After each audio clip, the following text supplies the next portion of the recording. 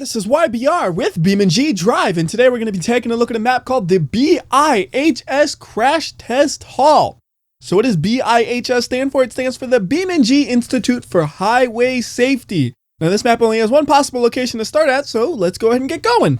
We start off in this small room. Over to both our left and our right, we have really big doors. Behind us, we have the words BeamNG Institute for Highway Safety. We also have a Christmas tree over here because this is the Christmas version of the map. And then we also have some boxes over here because this is the box version of the map. Over in front of us, we have some storage. So we got toolboxes and some lockers and some posters on the wall. And then we also have some warnings over here in front of this giant tunnel. So it says, danger, test area, stay clear when light is flashing. And it also says warning because one sign was not enough. Crush and flying debris hazards, hard hat and eye protection required beyond this point. And that's about all we can do in here. So let's go ahead and finally do some crashing. So directly ahead of us through this tunnel, we have a block which we're going to crash into. We're going to crash into this thing at full speed from that location. So it's going to be about 70 to 80 miles per hour, which is faster than most crash tests would be. But this is BeamNG.drive. If you want to do a crash test at 70 miles per hour, you can. So there is the impact. And I like how the door opened up so you could really see in the inside what was going on there. We'll go ahead and hit full speed, let the car kind of level itself out, and then we'll take a peek inside.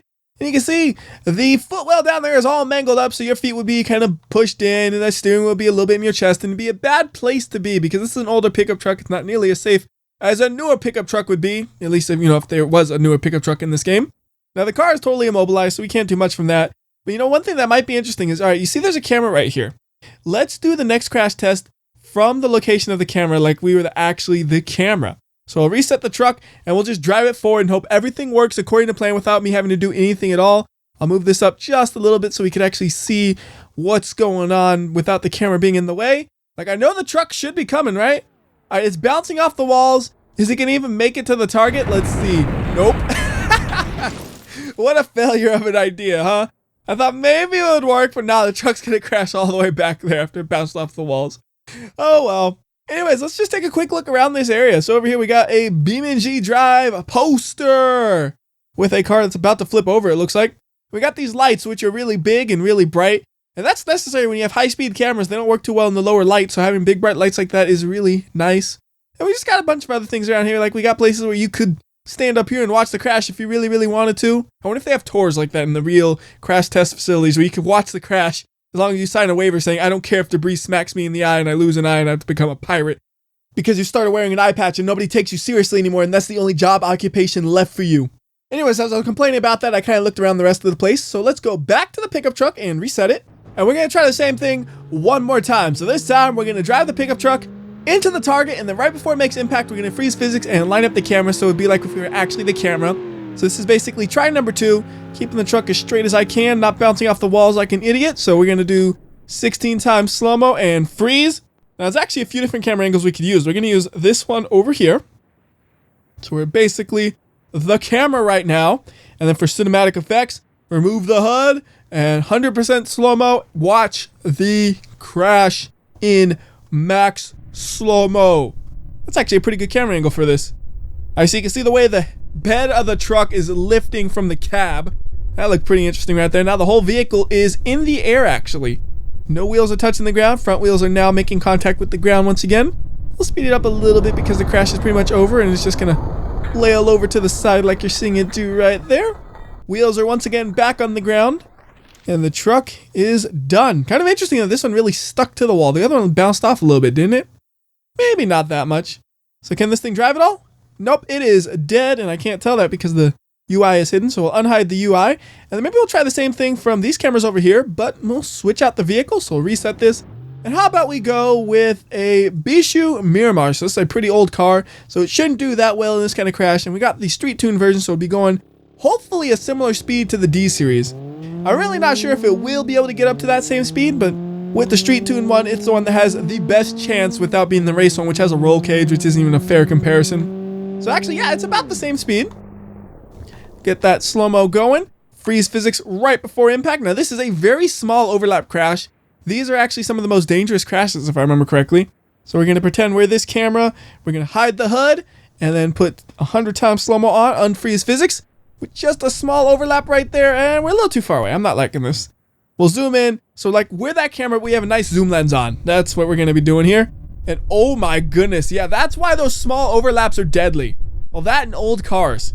So you saw right there just how badly the driver would have been smashed because the whole front A-pillar basically became part of the driver's seat, it looked like.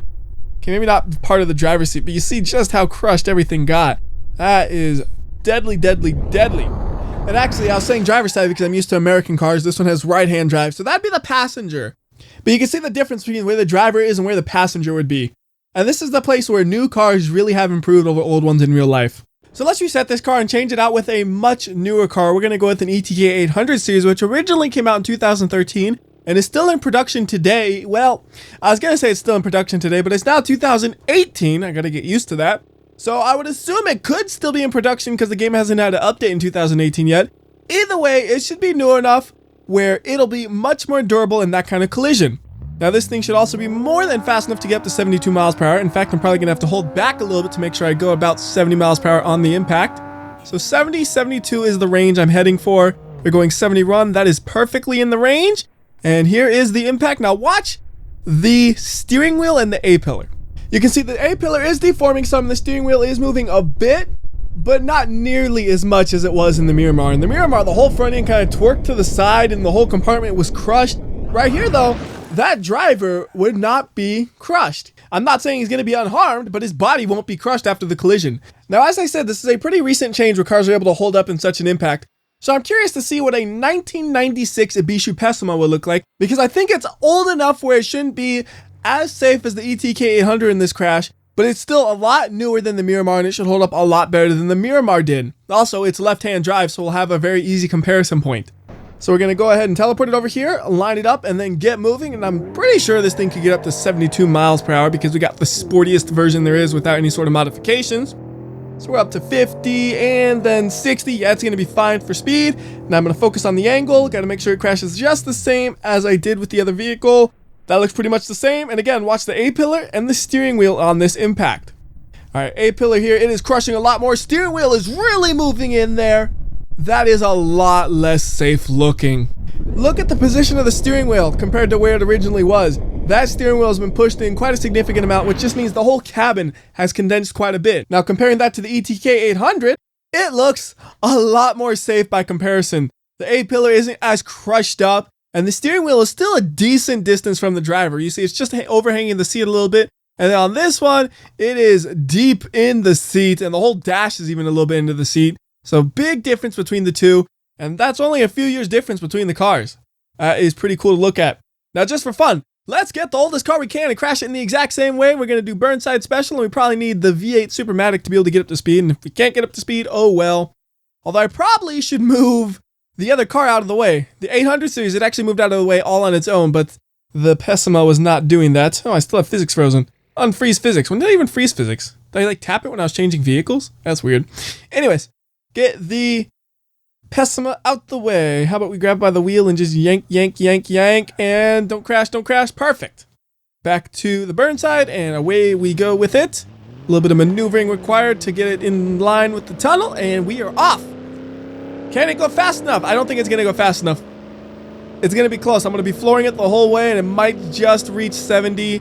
I know there's like a lot of debris on that corner, but we're going to keep crashing into it anyways. I don't care.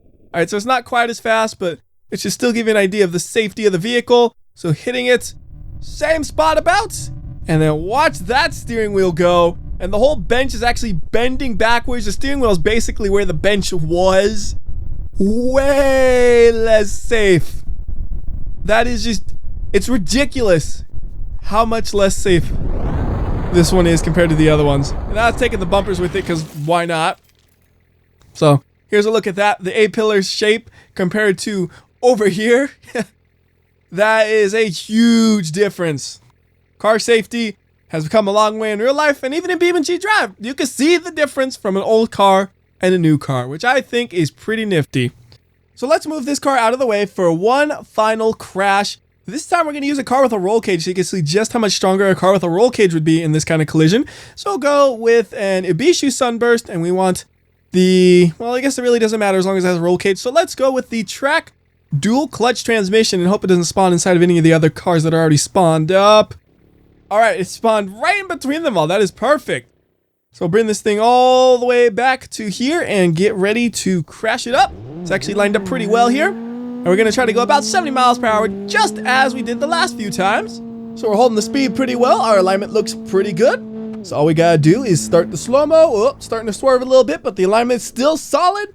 And I expect this one to fare a lot better because of the extra reinforcements from the roll cage. So watch the steering wheel and the A-pillar again. And look at that. The A-pillar barely bends and the steering wheel barely moves. In terms of the driver getting crushed, that would be a lot safer. But in terms of crumple zones and actual G's experienced, that would be a little bit different. Which is why if you have a car with a roll cage, you probably have a Hans device which helps to reduce the G load on your body if you would get in a crash like that. Anyways, I'm seeing this and I'm thinking, you know what? I also need to test a regular version of the Sunburst so you can see the difference between a normal Sunburst and a Sunburst with a roll cage, because you might just be like, oh, well, WhyBeAre, that's because the Sunburst is such a strong, durable car. That's not the case. It's pretty close to being about as strong as the ETK 800, and I will be demonstrating that for you in about 5, 4, 3, 2, 1. I counted prematurely and I put the slow-mo on too soon, but whatever. Get that camera angle nice and pretty. And again, watch the steering wheel and the A-pillar right here. And you see much more bend in the A-pillar. The door is popped open. The steering wheel is moving. It is not comparing at all to how little deformation there was on the racing version. Anyways, that'll do it for this video. If there's any more testing you guys would like to see on this map, leave a comment so I know what you'd want to see. And if there's enough interest between all of you guys together, and I'm interested in doing it, we'll go ahead and do that as well. So until next time, this has been WhyBeAre. I'll see ya.